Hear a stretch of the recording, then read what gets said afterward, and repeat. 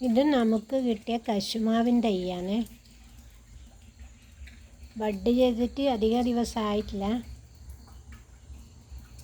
2 മാസമായിനോന്നറിയില്ല ഏകദേശം. ഇത് ഈ സമയത്ത് നമുക്ക് മഴയത്ത് നട്ട് കൊടുത്താൽ എല്ലാം തന്നെ നശിച്ചു പോകും, വളരില്ല. ഇതിൻ്റെ ഇലയെല്ലാം നല്ല മൂപ്പെത്തിയിട്ട് വേണം നട്ട് കൊടുക്കാൻ.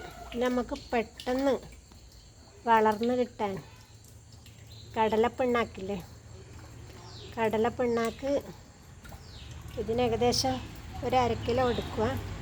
ഇതൊരു 100 തൈയാണുള്ളത്. വെള്ളത്തിൽ കുതിർത്ത് വെക്കുക.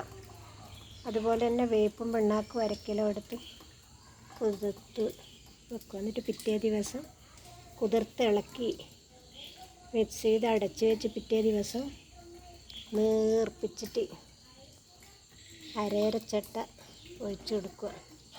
അരച്ചിരട്ടയിൽ കൂടുതൽ വേണ്ട, 1/4 ചിരട്ട ആയാലും മതി, ചെറിയ പാക്കറ്റല്ലേ.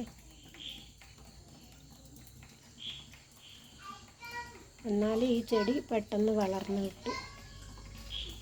വേണമെങ്കിൽ അടുത്ത ആഴ്ചയും അതേപോലെ ഒഴിച്ചു കൊടുക്കുക. അത് തന്നെ ഒഴിച്ചു കൊടുക്കുക അധികം ഉണ്ടെങ്കിൽ, അല്ലെങ്കിൽ വീണ്ടും ഉണ്ടാക്കി വെക്കാം.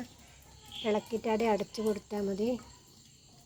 1/4 ചിരട്ട വീതമായാലും അധികമാണ്, ചെറിയ ചെറിയ പാക്കറ്റ് ആയതുകൊണ്ട് മാവ് പെട്ടെന്ന് വളരും. അല്ലെങ്കിൽ ഫാറ്റം ഫോസില്ലേ, അത് 2 മണി വെള്ളത്തിൽ കലക്കിയിട്ട് ഇതിൻ്റെ സൈഡിലേക്കൂടെ, പാക്കറ്റിൻ്റെ സൈഡിലേക്കൂടെ ചെറുതായിട്ട് ഒഴിച്ച് കൊടുത്താൽ മതി.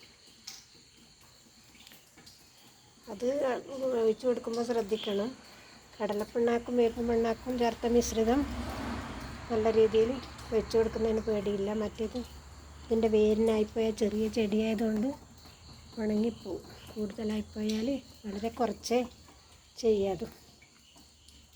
അല്ലെങ്കിൽ നമുക്ക് ജൈവ സ്ലറി, ബയോഗ്യാസ് പ്ലാന്റിൻ്റെ ഒഴുകുന്ന ജൈവ സ്ലറി ഇല്ലേ, അത് നേർപ്പിച്ചിട്ട് ഒഴിച്ചു കൊടുക്കുക.